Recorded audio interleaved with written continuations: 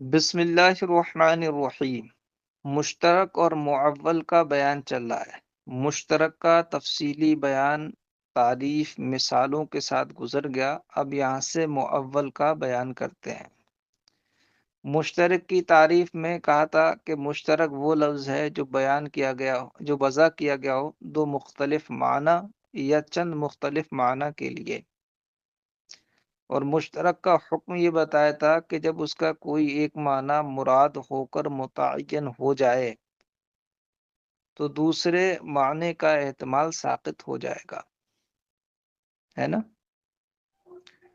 وہاں اس کا مراد ہو کر متعین ہو جانا وہ دلیل قوی سے تھا، دلیل جو ہے مضبوط سے تھا، ٹھیک ہے؟ مشترک کا حکم بتایا انہوں نے۔ اب معول کب کہیں گے؟ تو فرماتے ہیں کہ وہی مشترک جب اس کے بعض جب اس کے کثیر احتمالات میں سے کوئی احتمال ظن غالب سے متعین اور راجح ہو جائے تو معول کہلائے گا۔ ایسا سمجھ لو کہ مشترک جب اس کی مراد متعین ہو جاتی ہے تو وہ معول بن جاتا ہے۔ اب اس کی مراد کا متعین ہونا اگر دلیل ظنی سے ہے تو معول ہے، اور دلیل قطعی یقینی سے ہے تو وہی مشترک مفسر بن جاتا ہے نا؟ معول کس کو کہیں گے؟ کہ مشترک کے جب چند معنی میں سے کوئی ایک معنی متعین اور راجح ہو جائے ظن غالب سے تو وہ مشترک اب معول کہلائے گا، ٹھیک ہے؟ معول کا حکم یہ ہے کہ اس پر عمل کرنا واجب ہے، یعنی جس معنی کو ترجیح اور غلبہ حاصل ہوا ہے ظن غالب کی وجہ سے، اس معنی پر عمل کرنا واجب ہے، مگر خطا اور غلطی کے احتمال کے ساتھ، کیونکہ دلیل ظنی سے ایک معنی کی ترجیح ہوئی ہے نا، ایک معنی کو غلبہ ہوا ہے، اور دلیل ظنی میں خطا کا احتمال رہتا ہے، خطا کا اس میں جو ہے پہلو رہتا ہے، تو معول پر عمل واجب تو ہے مگر خطا کے احتمال کے ساتھ۔ اس کی ایک مثال مصنف علیہ الرحمہ نے ذکر کی احکام شرع میں۔ مثال سمجھنے سے پہلے یہ سمجھیے کہ آج کل جو ہے نا ملکوں میں کرنسی چلتی ہے، اور کرنسی تمام ملکوں کی تقریباً متعین ہے، اور ایک ہی طرح کی کرنسی ایک ملک میں چلتی ہے۔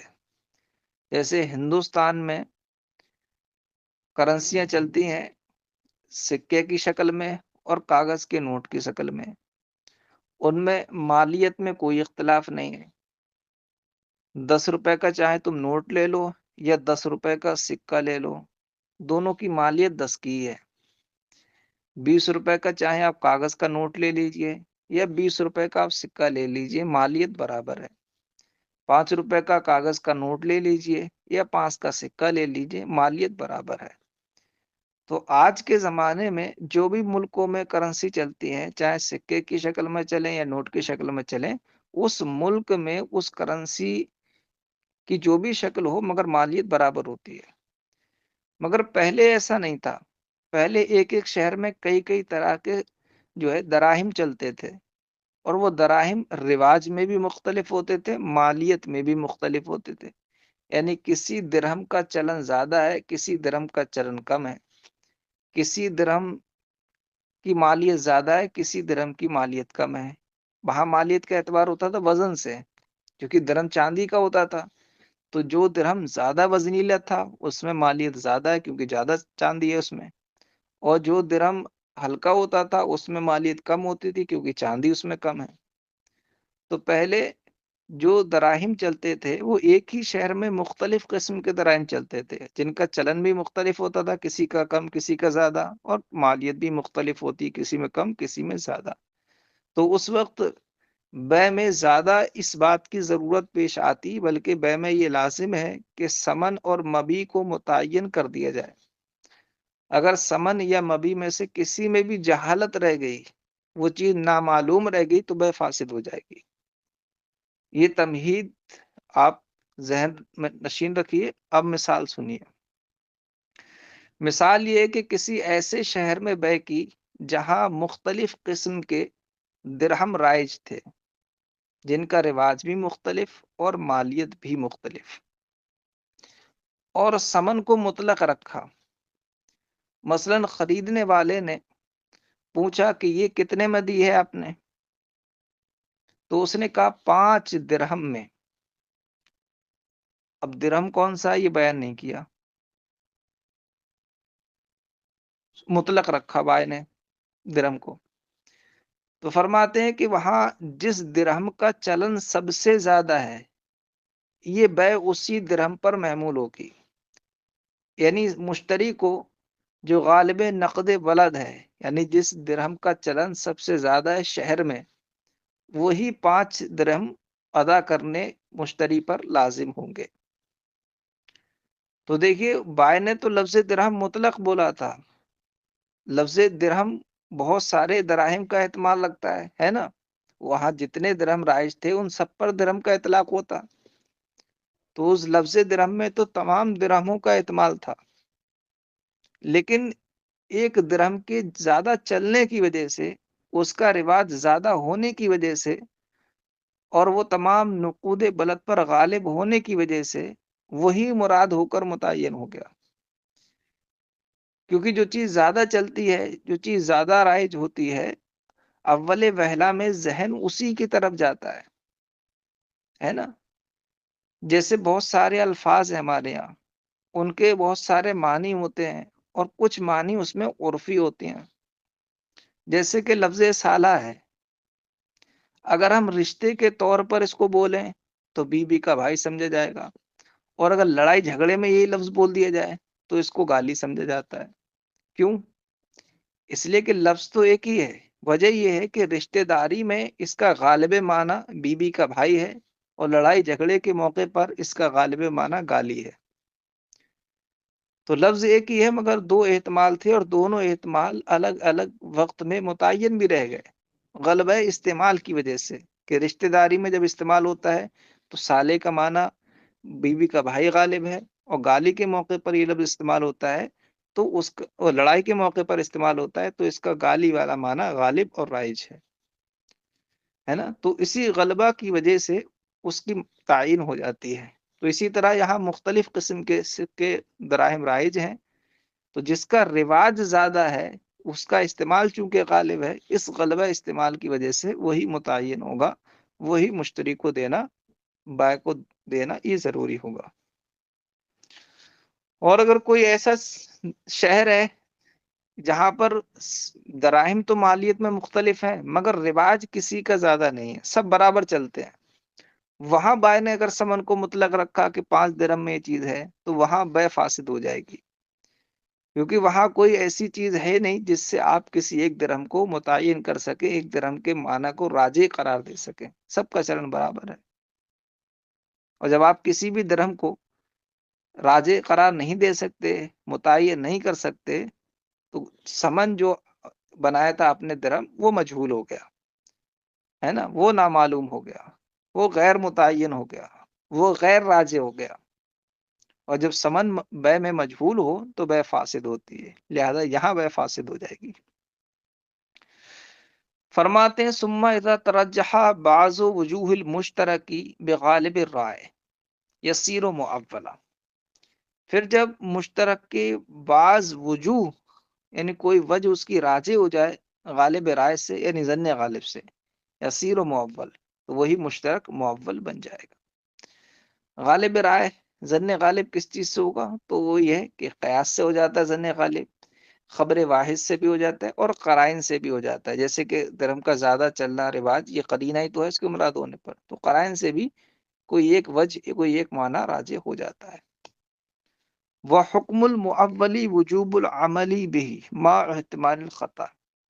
معول کا حکم یہ ہے کہ اس پر عمل واجب ہے خطا کے احتمال کے ساتھ۔ ومثلہ فی الحکمیات، اور اس کی مثال احکام شرع میں یہ ہے کہ ما قلنا، وہ ہے جو ہم نے کہی کہ اذا اطلق الثمن فی البیع، کہ جب باغی نے بے میں ثمن کو مطلق رکھا، کانا علی غالب نقد البلد، تو وہ ثمن محمول ہوگا غالب نقد بلد پر، وذالک بطریق تعبیل، اور یہ محمول ہونا بطریق تعبیل ہے۔ ولو کانت النقود مختلفتا، اور اگر اس شہر کے نقود یعنی دراہم وہ مالیت میں مختلف ہیں، رواج میں نہیں ہے مختلف، فسد البیع لما ذکرنا، تو بے فاسد ہو جائے گی اس وجہ سے جو ہم نے ذکر کیا کہ اب اس کو محمول نہیں کر سکتے۔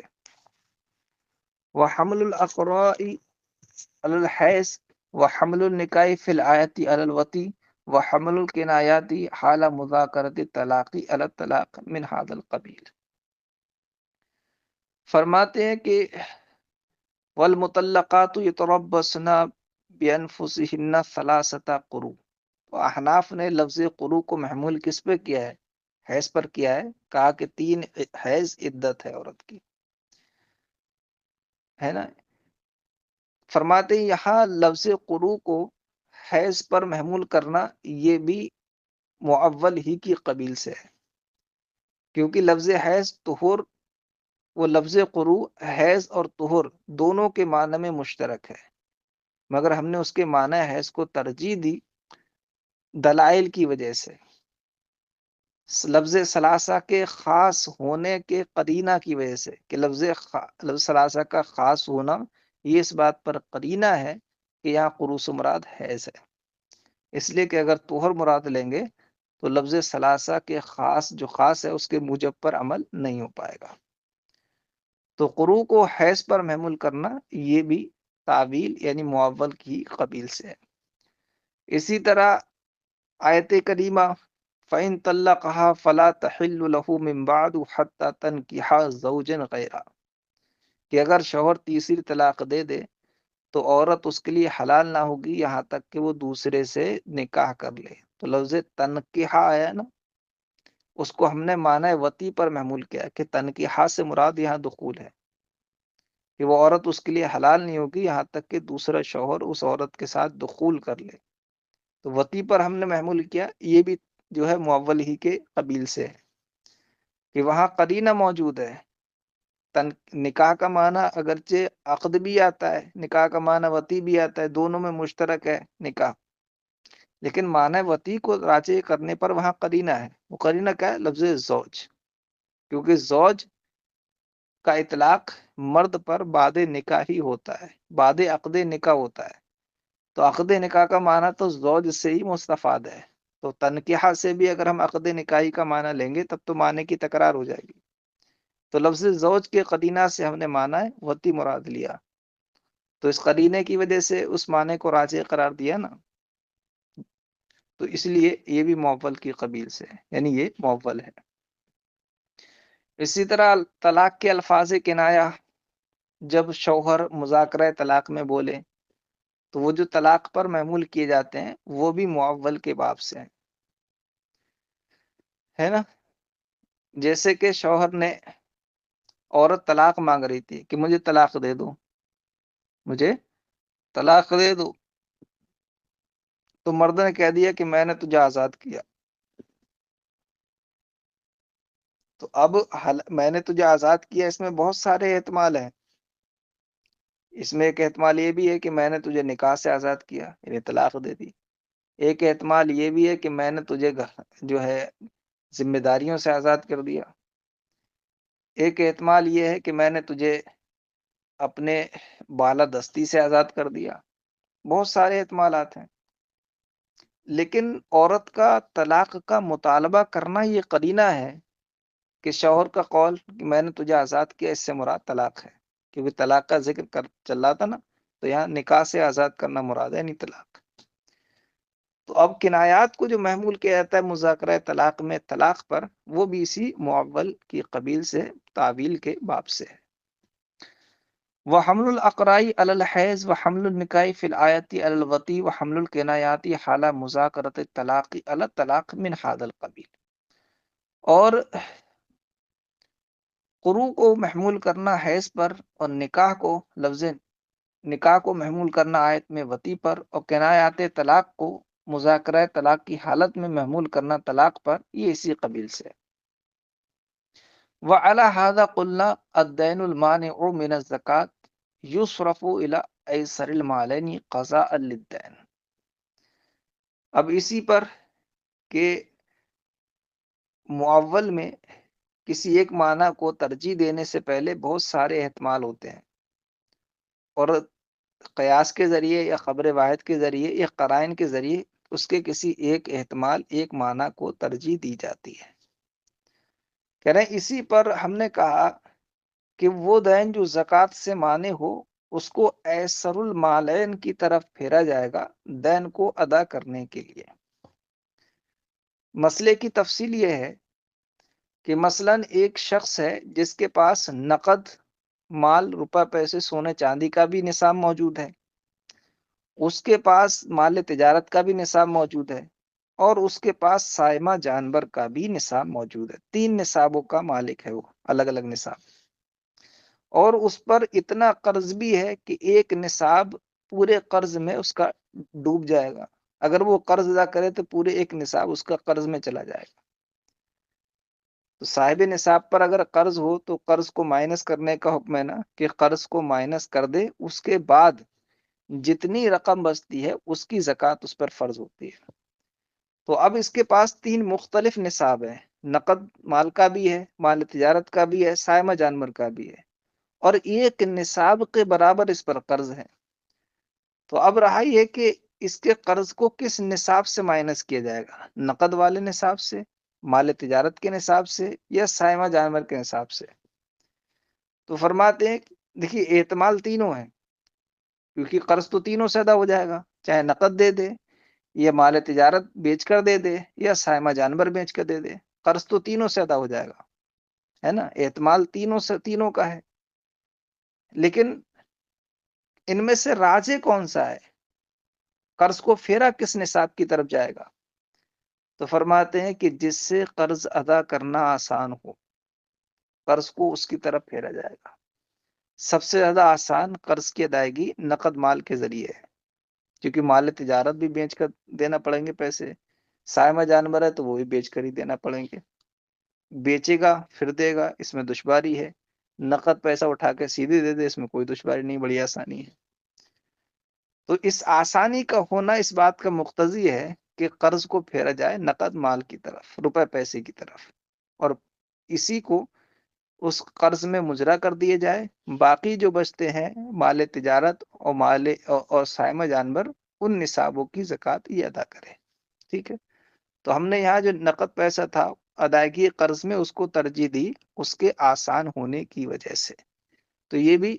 معول کی قبیل سے ہے، یعنی قرض کا اس نقد پیسے کی طرف، نقد روپے کی طرف پھیرنا، یہ معول ہے، تعویل کی قبیل سے۔ وعلی ھذا قلنا دین المانع من الزکوٰۃ، اور اسی پر تفریع کرتے ہوئے ہم نے کہا کہ وہ دین جو زکوٰۃ سے مانع ہو اس کو پھیرا جائے گا ایسر المالین، مالین میں سے اس کی طرف جس کے ذریعے دین کی ادائیگی آسان ہو۔ وفرع محمد على هذا فقال اذا تزوج امرأة على نصاب وله نصاب من الغنم ونصاب من الدراهم يصرف الدين الى الدراهم حتى لو حال عليهما الحول تجب الزكاة عنده في نصاب الغنم ولا تجب في الدراهم۔ امام محمد علیہ رحمٰن نے اسی پر ایک مسئلے کی تفریح کی ہے۔ مسئلہ یہ ہے کہ مرد نے کسی عورت سے نکاح کیا اور اس کا مہر زکوٰۃ کا ایک نصاب بنایا کہ آپ کا مہر زکوٰۃ کا ایک نصاب رہے گا۔ اب اس مرد کے پاس جو ہے دراہم کا بھی ایک نصاب موجود ہے اور ایک بکریوں کا نصاب بھی موجود ہے۔ اب جو عورت کا دین مہر اس کے ذمے ہے، مرد کے ذمے، وہ دین مہر کس نصاب کی طرف پھیرا جائے گا، یعنی اس کے کون سے نصاب کو اس دین میں مجرا کیا جائے گا، وہ دین مہر کس نصاب سے مائنس کیا جائے گا؟ تو امام محمد فرماتے ہیں کہ وہ دراہم کے نصاب کی طرف پھیرا جائے گا، یہاں تک کہ اگر مرد کے پاس اس دراہم کے نصاب اور بکریوں کے نصاب دونوں پر 1 سال گزر گئی تو اس پر صرف بکریوں کی زکوٰۃ واجب ہوگی، دراہم کی واجب نہیں ہوگی، کیونکہ دراہم کا جو نصاب ہے وہ ہم نے اس کے دین مہر میں ڈبا دیا ہے، کہ وہ دین مہر میں مستغرق ہے۔ یہ بات امام محمد علیہ رحمٰن نے کیوں کہی؟ اسی وجہ سے کہ دراہم سے دین مہر کی ادائیگی آسان ہے بکریوں کی بنسبت، کہ بکریاں بیچ کر دینا پڑیں گی اور دراہم سیدھے سیدھے دے سکتا ہے۔ تو امام محمد علیہ رحمٰن نے دین مہر کو جس نصاب سے دین مہر کو جو دراہم کے نصاب میں مجرا کیا ہے، بکریوں کے نصاب میں مجرا نہیں کیا، تو یہ بھی تعویل کی قبیل سے ہے کہ اس کو آسان پایا تو اس کی طرف پھیرا ہے، بکریوں کی طرف نہیں پھیرا۔ ٹھیک ہے، یہ تعبیل کی قبیل سے، ورنہ دین مہر تو ادا دونوں سے ہو جائے گا، دراہم سے بھی ہو جائے گا، بکریوں سے بھی ہو جائے گا، لیکن دراہم سے اب آسانی ہو جائے گا تو اس کو ترجیح دی۔ اب آسانی کی بنیاد پہ اس کو ترجیح دینا، یہ اس کو معول بنانا ہے، یہ تعبیل کے باب سے ہے۔ وفرع محمد علی ھذا، اور اسی پر تفریع کرتے ہوئے امام محمد علیہ رحمٰن نے فرمایا کہ اذا تزوج امراتن، کہ جب مرد نے کسی عورت سے نکاح کیا، علی نصاب، نصاب کو مہر بنا کر، وَلَهُ نصاب من الغنم، اس مرد کے پاس ایک بکریوں کا نصاب بھی ہے، وَنِصَابٌ مِّنَ الدَّرَائِم، اور دراہم کا نصاب بھی ہے، تو یُصْرَفُ الدَّيْنُ إِلَى الدَّرَائِم، تو دین مہر کو دراہم کی طرف پھیرا جائے گا، حتی لو حال علیہم الحول، یہاں تک کہ اگر ان دونوں نصابوں پر سال گزر گیا، تجب الزکوٰۃ عندہ بنصاب الغنم ولا تجب فی الدرائم، تو ان کے نزدیک زکوٰۃ صرف بکریوں کے نصاب میں واجب ہوگی، دراہم میں واجب نہیں ہوگی۔ ولو ترجح وعزو وجوہ المشترک، اب یہاں سے بیان کرتے ہیں کہ مشترک کے جو چند معنی یا اس کے جو چند احتمال ہیں، اس میں سے کوئی معنی ہے، کوئی احتمال متعین ہو جائے متکلم کے بیان سے، یعنی خود متکلم ہی اپنی مراد بتا دے، تو اب ایسا مشترک مفسر بن جائے گا۔ اگر اس کا کوئی وجہ یا کوئی معنی متعین ہو رہا تھا ظن غالب رائے سے، تو معول بننا آتا، لیکن اگر خود متکلم کے بیان سے متعین ہو جائے، متکلم کے بیان سے کوئی معنی اس کا راجع ہو جائے، تو پھر وہ مشترک مفسر بن جاتا ہے، یعنی مفسر کہیں گے۔ جیسے کہ اس کی مثال یہ ہے کہ کسی شخص نے اقرار کیا، کہا لفلان علیہ عشرۃ دراہم، کہ فلاں کے مجھ پر 10 درہم ہیں، 10 درہم ہے فلاں کے مجھ پر۔ اب درہم تو بہت سارے معنی میں مشترک ہے نا، جتنے بھی دراہم چلتے ہیں ان تمام پر درہم کا اطلاق ہوگا، سب کو شامل ہے درہم، لیکن اس نے خود کہہ دیا من نقد بخارا، کہ فلاں کی مجھ پر 10 درہم ہے، من نقد بخارا، نقد بخارا میں سے، یعنی بخارا میں جو دراہم رائج ہیں ان میں سے۔ تو پہلے اگر من نقد بخارا کو اگر اس یہاں سے ہٹا دیں اور صرف اتنا دیکھیں لے فلان علیہ عشرۃ دراہم، تو اتنا ہی سمجھ میں آ رہا ہے اس سے کہ فلاں کے مجھ پر 10 درہم ہیں۔ درہم کون سے ہیں یہ بات معلوم نہیں ہو رہی ہے، اس میں بہت سارے احتمالات ہیں، لیکن جب جیسے ہی اس نے کہا من نقد بخارا، کہ نقد بخارا میں سے 10 درہم ہے، تو پھر اب اس کی مراد متعین ہوگی، جتنے احتمال تھے لفظ دراہم وہ سب ختم ہو گئے، اب وہ نقد بخارا کے 10 درہم متعین ہو گئے۔ تو اب یہاں چونکہ ترجیح یا تعین خود متکلم کے قول سے ہو رہی ہے، متکلم کے قول سے ہونے کی وجہ سے یہ مفسر بن گیا، اور مفسر کا حکم یہ ہے کہ اس پر یقیناً عمل کرنا لازم ہے بغیر کسی احتمال کے ساتھ، کیونکہ یہاں احتمال اب ظن غالب کی وجہ سے نہیں ہے، تو یہاں ترجیح ظن غالب کی وجہ سے نہیں ہے، بلکہ یہاں ترجیح و تعین خود متکلم نے اپنے بیان سے کی ہے، اور جب وہ خود اپنے بیان سے ترجیح و تعین کر رہا ہے تو اب یہاں کوئی خطا غلط وغیرہ کا احتمال نہیں رہا، تو اب اس پر بالیقین عمل لازم ہوگا، اور اس شخص پر نقد بخارا ہی میں سے 10 درہم لینا لازم ہوں گے۔ اگر یہ من نقد بخارا نہ کہتا ہے نا، تو دیکھا جاتا جس شہر میں یہ اقرار کر رہا ہے اس شہر میں کون سا سکہ زیادہ رائج ہے، جو زیادہ رائج ہوتا اسی پر اس کے 10 درہم کو محمول کر لیا جاتا ہے نا، اور اگر اس شہر میں کوئی بھی سکہ رائج نہیں ہوتا، زیادہ سب کا چلن برابر ہوتا، تو قاضی اس سے پوچھتا کہ بھائی 10 درہم سے مراد تمہارے کون سے 10 درہم، پھر یہ جو بتاتا اسی کو مان لیا جاتا، وہی واجب ہوتا۔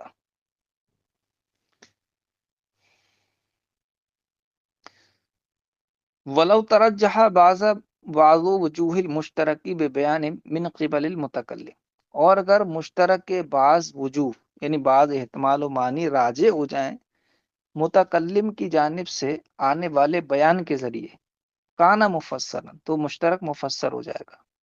وحکمہ انہ یجب العمل بہ یقینا، اور مفسر کا حکم یہ ہے کہ اس پر یقیناً عمل کرنا واجب ہے۔ مثال مفسر کی مثال یہ کہ اذا قال لفلان علیہ عشرۃ دراہم، کہ جب کسی شخص نے کہا کہ فلاں کے مجھ پر 10 درہم ہے، من نقد بخارا، نقد بخارا سے، فقولہ من نقد بخارا، تو اس شخص کا قول من نقد بخارا تفسیر لہو، یہ دراہم کی تفسیر ہے، فلولا ذالکا، تو اگر یہ من نقد بخارا یہ الفاظ نہ ہوتے لکانا منصرفا الی غالب نقد البلد بطریق تعبیل، تو ان دراہم کو اس 10 دراہم کو منصرفاً وہ 10 دراہم پھرتے غالب نقد ولد کی طرف بطریقہ تعبیل۔ ترجح المفسر،